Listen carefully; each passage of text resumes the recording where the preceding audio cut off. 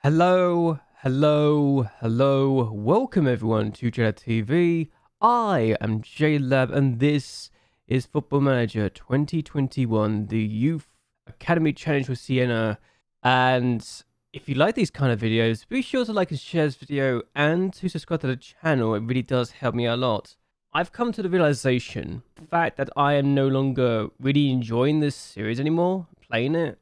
We've gone 21 years in. I think despite my desire to get this team into a top half team, which I think we've succeeded for the most part in doing in the last 4 to 5 last seasons, and our attempts to get European glory, league glory, I think we're still a long way away from that, despite our best attempts. And I'll show you what I mean when I look at the league table and then we go to the season preview and we are in 19th place. Yes, we're 250 odds on to win the title, but it still tells us that we have the second worst team in the division, and that is not a good sign when we've been here for our 10th season now.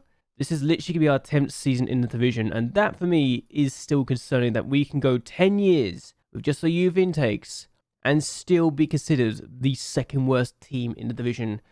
The only reason we're not the worst is because Vicenza are the team that's up there with us, and that's not good. It's not good at all. It makes me feel like what I'm doing is for nothing and that we're not going to make any progress in the time being at all.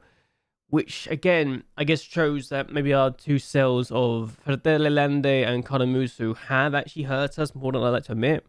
But what can you really do when you've literally got nothing going forward for yourselves? That's my main question now, because I don't know what I can really do outside of that when we are just relying on poor players come through.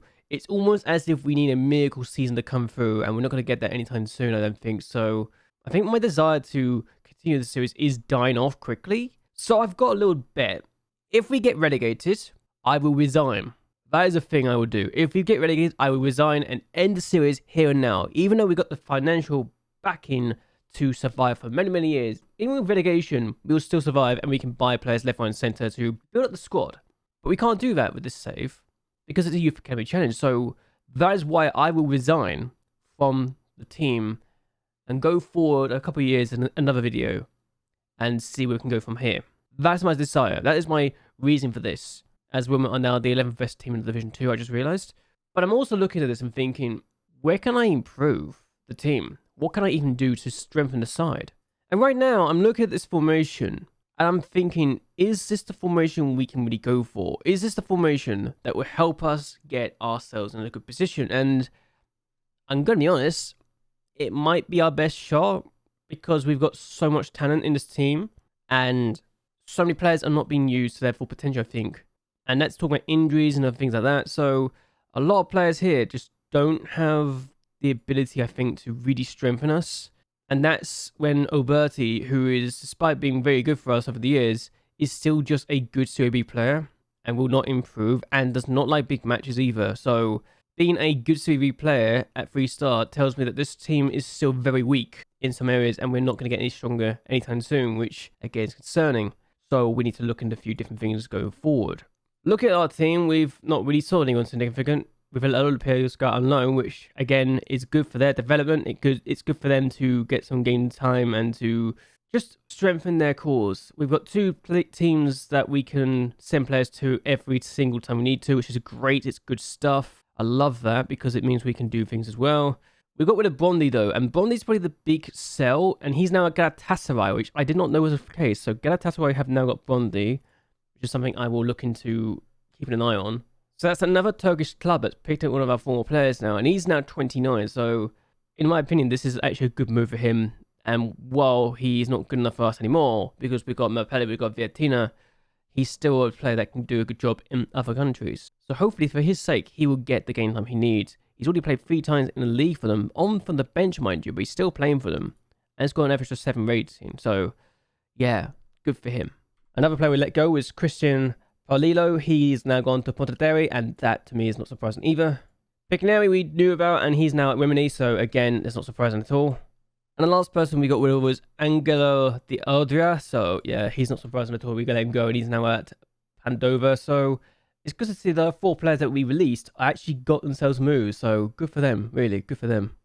speaking of new things, we have managed to get some new staff members in. Logan Frey being the first of them. He's a sports scientist with 16 sports scientist skills, so very good for him to be brought from Lens, so that's good for us. Next person we brought in is a recruitment analysis called Alexandre Giroud. So another good talent, this time from Tours, a team that I know quite well from my PES days. So good to see him. He also has knowledge of New Caledonia, so that's interesting. Didn't know that was a thing that I can get at this point, but nice to have that as well.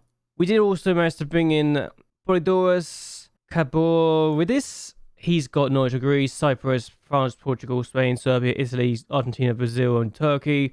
He's not amazing, but he gives me what I want, and that's the knowledge I'm looking for. So a former player, just retired just 2 years ago, really. So good for him to give us something we're looking for. We also brought in Ernest Asong, a under-20 physio. So very good for us. Very happy we brought him in. We also brought in Edmundo Ribeiro as a performance analysis. Very good for us. He has knowledge of Portugal and Brazil, so he's not amazing in what we're looking for, but he definitely is really good for his position and his role. We also brought in Liam Cox as the under-20 performance analysis. We can't seem to get some really good performance analysis, sadly enough, so this is probably the best we can find in the under-20s point of view. We then brought in some under-20s coaches. Calendar was the first we brought in. He's really good and has improved our under-20s and under-18 coaching skills. The second person we brought in was Dan DeBoer, so very good again for the under-20s is what we're looking for, and it helps us improve in those areas quite nicely indeed. We also brought in Eric Crevel. He has knowledge of England, Norway, Denmark, the Faroe Islands, Finland, Iceland, Sweden. He's trying to learn knowledge of Israel, and up until recently, he was only a player that was playing the lower leagues of English football. So it's very surprising he's got knowledge of the other nations. But I guess being Norwegian, you get the other knowledge of the Scandinavian countries, which is surprising to me. So it's good to have that knowledge regardless. My head of youth development is still here. Stevie Hamel, still here at the age of 60. His reputation is the thing that's letting him down at this point. I think he's got a great personality, but if we get a better personality and better reputation in for this guy, then we'll be very good indeed, I think. And it's not from lack of trying either. We got this guy we could probably bring in. He's Spanish, but has gegenpress and is a 4-4-2 specialist. So maybe this is the guy we need to get in. He's got better reputation too. So maybe we bring this guy in. He only wants 7 grand. We can actually give as much as 46 grand a week. Holy Christ, we have no problems at all financially. Hello. Can I interest people to join us? Because there's also a perfectionist who is actually better in reputation too, so not as good, but maybe we can get some people in like him. I might try and get him in, even though he's not as good as Stevie Hamel, just because, well, he has the personality I'm looking for, the perfectionist personality. Yes, he's not as good as the potential and ability, but better reputation, better personality too, might be what we're looking for here, and I might actually try and approach him. How much does he want? 4 grand a week? We've got options. That's all I'm going to say. We've got plenty and plenty of options. And I'm actually looking at the web reputation too, which is something you can bring up if you really wanted to find it. And yeah, very good stuff. Very, very good stuff. That's what I'm looking for. And he's younger too. He's Italian as well. So it's very much a nice thing to be in the position to have at our disposal, isn't it, really? So if we can get some really good people in, that would be good indeed. I might actually take the risk and actually go for this guy because his personality alone. It's the best personality you could wish for, I think. So I think we're going to take the jump and bring this guy in on a 3-year deal. So let's see what we can do, and let's see if we can get some better people in, right? The 5-year plan, the club just wants us to avoid relegation. So if we don't avoid relegation, we'll probably be sacked anyway. And I wonder if I can get a new affiliate yet. Doesn't seem like we can yet, which is, it's not the end of the world. It also really helps with what we're going to be doing going forward. And look at the fact we've got all these... Actually, can I get this sorted out? I would like to get this. For goodness sake. Alright. They still don't want to do that one. That's actually annoying because it's the only one of our affiliates that we don't have the youth recruitment thing that we can get outside of the, Toronto, who, everything else. It's not great. And if we try to switch them to, it'll just switch to other things. So it's not great either way. But considering that they are the only nation outside of our country that we don't have that deal for the benefits of the youth system. So... yeah, a little frustrating. Hope we can get that sorted out in the near future. But yeah, we have Cotroni in the Coppa Italia third quarterfinal round. The only match I'll actually be showing today because I kind of want to see if this formation will work or not. And I've actually made two different formations, two different starting lineups too. So this is the first one. And we can't really go for this because it's, well, two injuries and suspensions that's going to hold us back. So that's why we're going to have Bertie starting and why we're going to be having Conte starting too. So it's a thing. And this will be the team we'll go for this game. Bertolucci in goal, Rossi, Alberti, Porro, and Ashan in the back line. Bozzoni, Conte in midfield. Viatina is the man up front with Carboni, Novello, and Obot as the three behind. So hopefully this will be good. I think having Obot as a winger, where he plays for Nigeria, is actually what we need to do. So I think that's the key, maybe. So let's see how we do in this game, shall we? They have a chance. We've gone attacking because nothing was really happening, and we don't have the best record against Cotroni. I just realised, actually. We've lost 4 times in the last 5 against them. If we lose in this game, then it's going to show very bad signs for us going forward, potentially. And they have a chance. It's getting the top of the crossbar. So it's not a good start for us, is it? Half-time, 0-0. They had the only highlight that we saw. And we did better in the second part of the first half. But again, it's not great. And I'm actually very angry with them, so they need to back up their ideas if they want to be in the first team still, because they have been absolutely woeful today. So this is the formation I have used in the past, and I will tinker this every now and again, I think, because I feel like I need to. Bozzoni plays in the middle. Oh, Bot! That's a save from the keeper. Is that the part of the highlight? I don't know, but I made a choice to have Bozzoni ease off tackles, though, and that was a bad move from their point of view. Conte finds Bozzoni, who could be good. Obot out wide on the ball now. Needs to do something. Plays it inside to Conte, who plays in the middle. And he tried to get to Carboni, didn't work. Here's Rossi now on the ball. Can play it inside to Bozzoni, has done. He can try and play it back. He has found Obot, so it's not great.